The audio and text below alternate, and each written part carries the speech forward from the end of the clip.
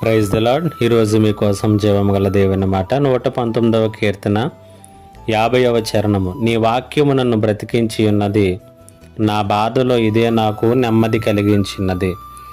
Robert E Lee అనేటువంటి ఆయన తన ఆత్మీయ జీవితంలో ఆయన పొందుకున్నటువంటి అనుభవాలలో నుంచి దేవుని యొక్క వాక్యాన్ని గురించి ఒక చక్కని మాట చెబుతాడు. ఆయన అంటాడు, నా సందిగ్ధతలలో, నా బాధలన్నిటిలోనూ, నా ఆపత్కాలములంటిలోనూ కూడా నాకు వెలుగునిచ్చి నాకు బలాన్ని అందించటంలో దేవుని యొక్క వాక్యము ఎప్పుడూ కూడా విఫలము కాలేదు అని తన స్వ అనుభవంలో నుంచి తెలియచేస్తూ ఉంటాడు.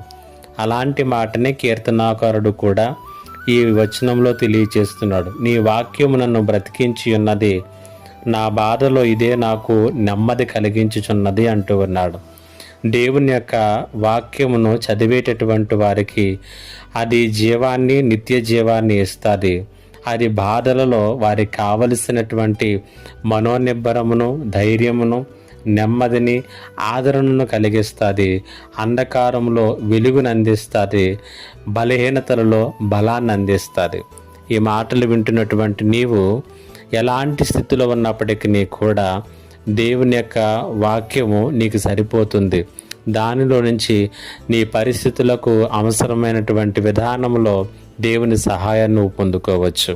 ఆ రీతిగా అనుదినము వాక్యమును చదువు, అనుదినము వాక్యము చేత బలపరచబడు, నీ చీకటిని వెలుగుగా మలుచుకో, బలహీనతలలో బలపరచబడు, బాధలన్నిటిలోనూ కూడా ఆదరణ పొందుకో. దేవుడి మాటల చేత మిమ్ములను బలపరచునుగాక.